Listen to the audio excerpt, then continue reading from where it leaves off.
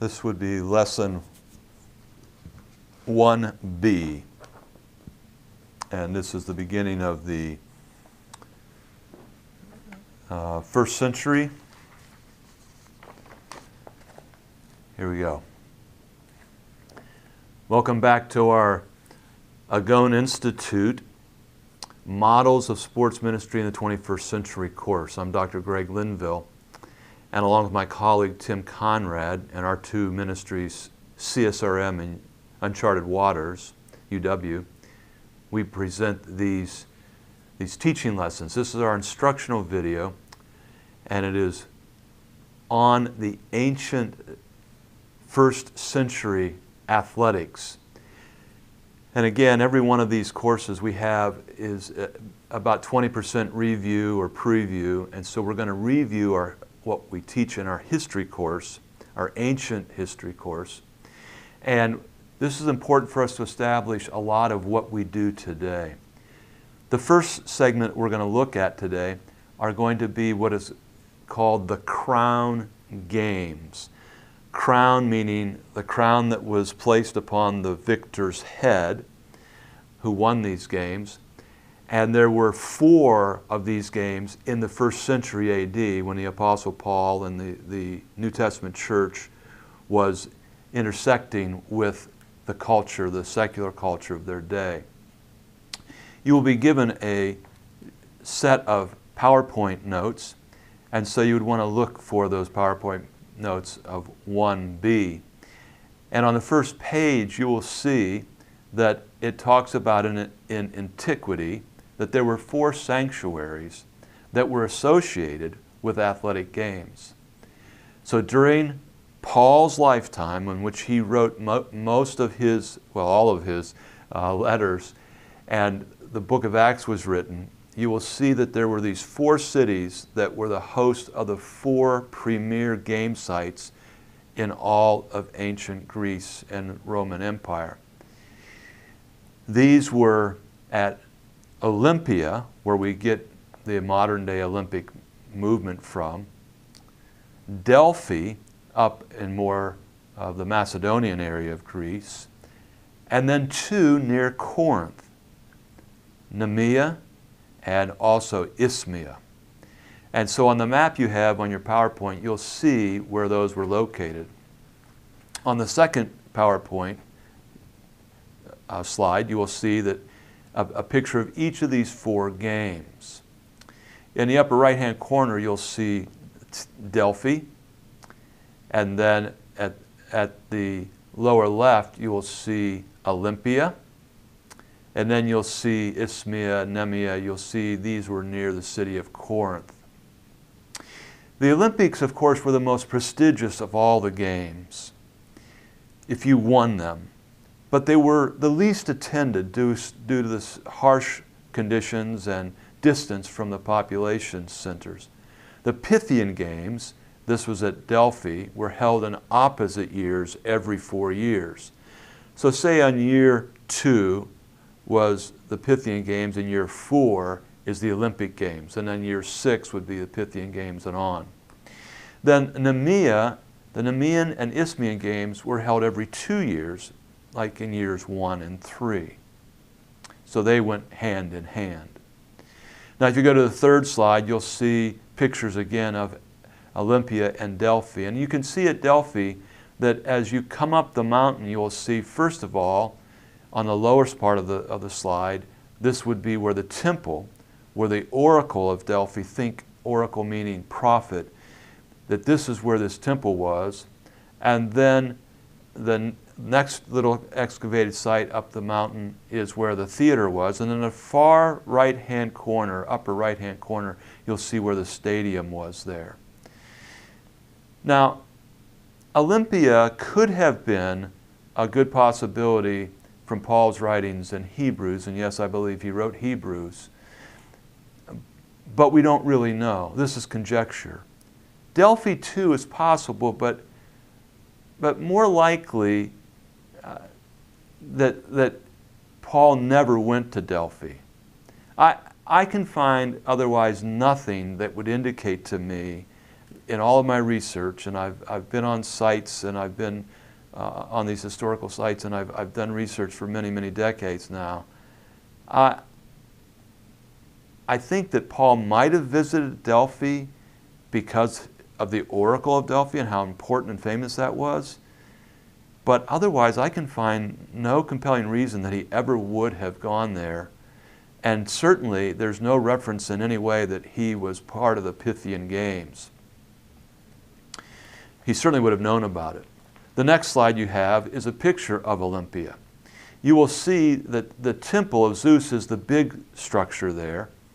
And you'll see that the pathway that leads right out in front of it takes the people down to where the stadium was.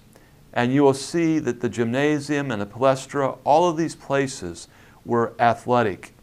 Gymnasium is where some of the events would take place. The palestra is where the boxing, the wrestling, the pancratium, and of course the stadium is where they would do a lot of their foot races. On the next slide you see great huge stones that have fallen over. These were the pillars that held up the temple to Zeus. And of course this temple to Zeus was one of the 7 ancient wonders of the world, and it was well known throughout. And as you turn to the next slide, you'll get a perspective of the size and grandeur of this temple. You can see that these stones were nigh to 2.5, 3 feet in height and some 5 to 6 feet in width, and literally weighed tons each. And you can see in the background of this picture, you'll see the sacred groves of the olive trees there. Now, in one of our spiritual formation videos during this course, we will talk more about this particular site, and you will get a perspective of it. But here you see some of the pictures of it. And the reason that these olive branches are so important is because this is what the crown was woven out of. This vegetation that was placed upon the heads of the winners of these Olympic Games came from this sacred grove of olive trees where the temple of Zeus was built. I hope that you're picking up how closely related that the religion and the sport was to the ancient Greek. They went hand in hand, much like it is today in our 21st century. Now, the next slide you have, I believe it's your 8th one, is the picture of the stadion. This was where the race was held, and this one is 192 meters. This, by the way, was the only, this site was the only one that held any of the most recent Olympic events in 2004 when Athens and Greece hosted the modern day Olympics. This was not used for running, however. This was used for the shot put, because none of the original venues could have held the modern day, because the athletes have thrown farther, run faster, etc., etc. The crowds were far larger. So while this originally was the race site, this was the site on the modern Olympics for the shot put. I want to call your attention to a couple of things in this slide. About a quarter of the way, or maybe not quite of the way up the stadium, you'll see a line of stones. Those were the starting blocks for the runners. This is where the runners would start. And then on the far end, there would be one post that was out of the ground, the turning post. And all of these runners would run there and get around the post to come back. Now, down was a stadium, up and back was a 2 stadium, and then 3 and 4 you can add and know how far they were running. So think about the 100-yard dash or the 200 or the 400. They had similar kinds of events. But you can imagine the crashes that would hit each other as the runners would hit each other at the far end. And then about 2/3 of the way down on the right-hand side on that picture, you'll see kind of a little outcropping of stones. Those were the only seats there. You see, this is a place where people did not attend because, again, of the harsh conditions. And those seats there were reserved for the Hellenodikai, the Greek Hellenodikai judges or referees or umpires, the Greek judges and all of their entourage. And so you see that this was for athletes and not for spectators. In fact, we have a historical document that indicates that a slave owner was so angry with one of his slaves that his punishment was that he had to go and watch the Olympic Games.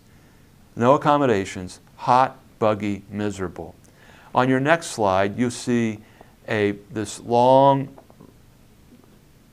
path on the left-hand side of your picture as the people were walking from the Temple of Zeus into the stadium. And you see this archway that would then lead them into the stadium. And on that picture, on the lower right-hand corner, you see a blow-up of a pedestal, if you will. And on the left-hand picture, you see how they're all in a line, all these different pedestals.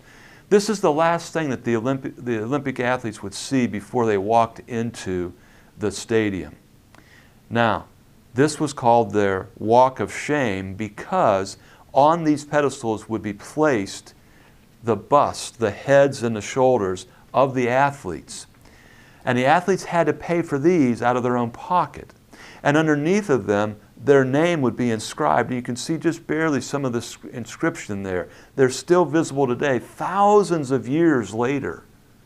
Thousands and thousands of years later. Why is it called the Walk of Shame? Because these were the people, these were the men, there was never women in the original Olympics. These were the men who cheated.